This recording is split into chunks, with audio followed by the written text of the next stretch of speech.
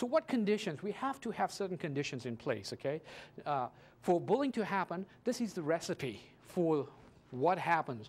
We need to have the following 3 events. Number 1, we must have a bully, of course.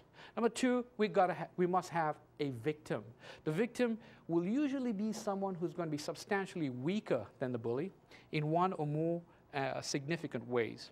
And most important, that's often ignored in this trifecta, I like to call it a trifecta, is the location.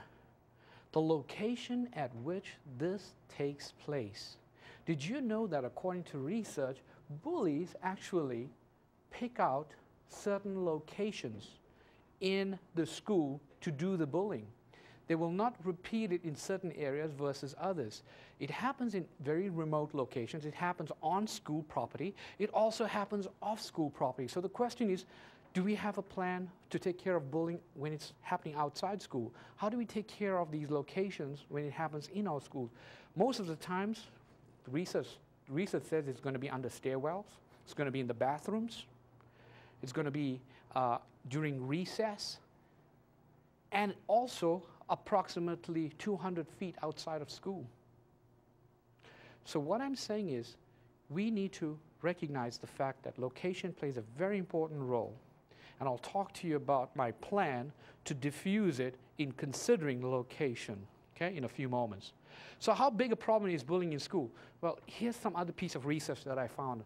It just befuddles my mind just to think about.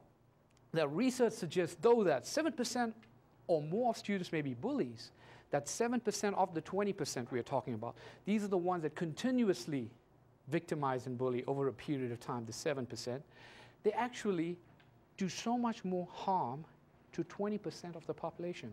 20% of your chronic victims of bullying, where it's happening over a period of time. So this is a rife problem. Okay? So what are the different types of bullying? Let's talk about this for a little while. I just want to give you some basics in understanding what goes on in bullying. There's 2 types. One is direct bullying. Direct bullying is something you can see. And then there is the indirect bullying. Okay?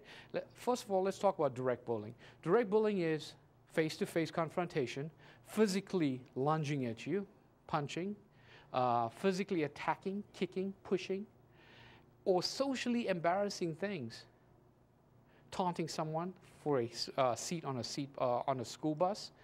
Let's talk about indirect bullying. I want to spend a little more time on this so you understand this.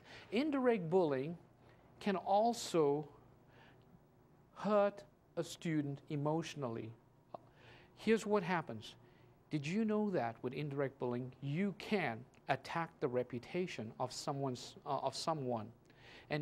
And now the latest craze is what? Texting. Yes, I'll say that again, texting.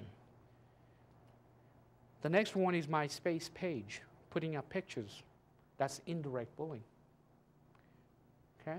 Blogging is another one that we need to be we need to be on top of. Okay? In addition to that, graffiti.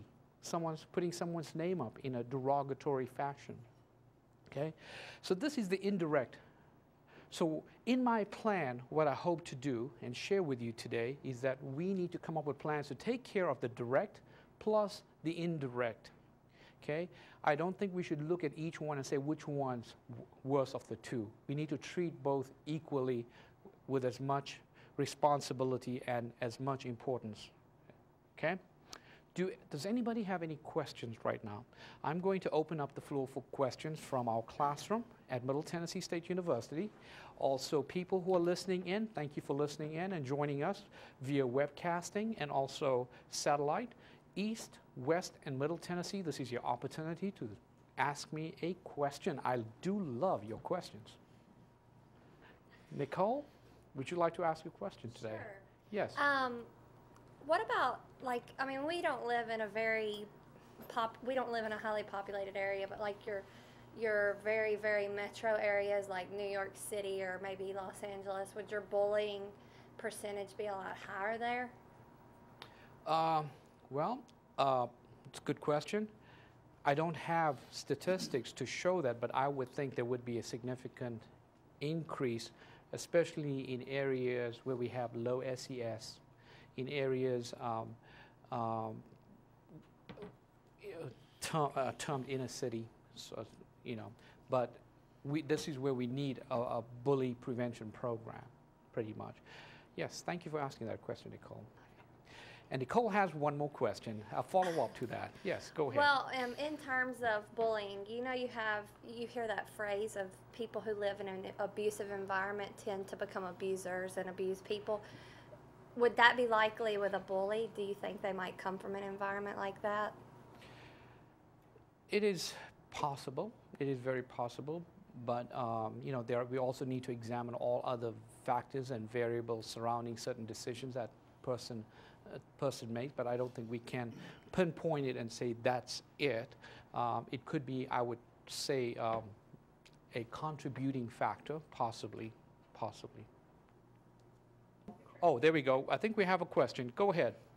I do have a question. My question is in regards to students that say they're being bullied, but you don't see it happening, and the bully denies it happening. How do you handle that situation? Okay. The question is, how do you handle a situation where the bully denies something from happening? Well, the best way to deal with that probably would be to investigate it for yourself, and I would do an anonymous interview where you bring in one person at a time and you talk about it and ask some questions, and obviously the bully, if the bully is really being bullied, they will probably most likely go into a denying it. But at the same time, we also need to consider that maybe the other person might be overreacting. So we need to take this, and I think the good rule of thumb is to see if the question that should be asked is, has this been going on over a long period of time? And a good time factor that I would suggest, if it continues and persists over more than a week, and if it does, then we need to move that bully from denial to acceptance. And okay.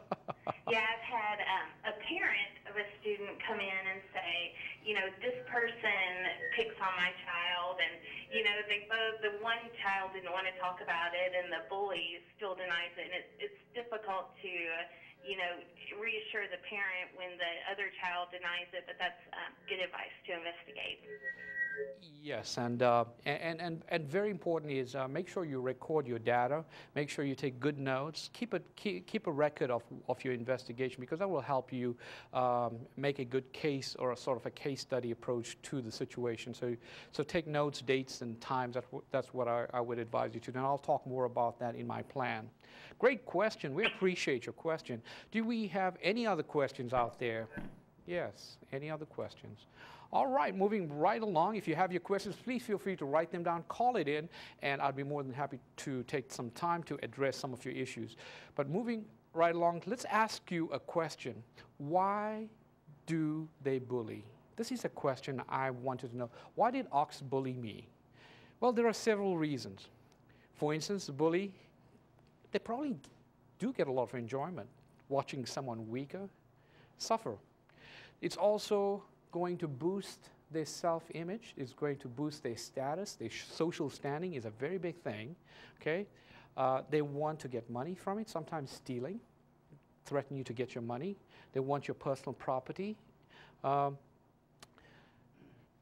And the next one is children who bully are likely to feel more empathy for their victims. Okay, and they feel sort of justified because they do it. A common myth, this is something I want you, if you don't remember anything at all today, remember this fact.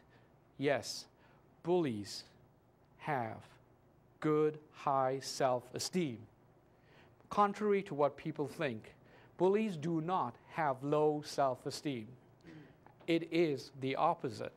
Actually, they do not feel inadequate. It is what most people think. It appears that bullies actually possess levels of low self-esteem, but they actually have so much of self-esteem that they use it in a negative way. Okay, and they get more of it by getting higher in their social standing. So what are the characteristics of a child who's victimized by bullies? So who are these children, the 20% that become the chronic kids who actually are the victims? Well, number one is their characteristics are, number one, they don't have many friends. Okay? They're socially isolated. They don't have a good support network. Okay? Sometimes they're smaller, younger, and they don't command a presence, and they don't have good assertiveness skills. So all of these things make them ripe victims to be picked on by the bully. Okay? Here's something else we need to differentiate and talk about. There are the passive victims, and there are the provocative victims. The passive victims mean exactly what it says, that they're weaker, they avoid violence, they are somewhat more anxious than their peers, they lack friends again. They seem to have like a bullseye on their forehead, easy target, come and get me. And they're weak. That's the perception.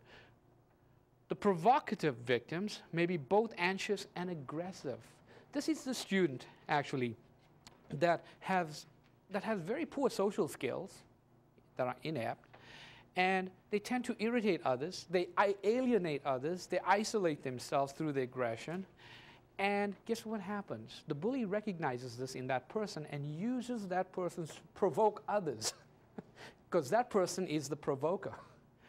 And they would go and bully that person so that they know that person is a sort of a chain reaction to do the next thing, which will result in reprimands and punishment and disruption and so forth.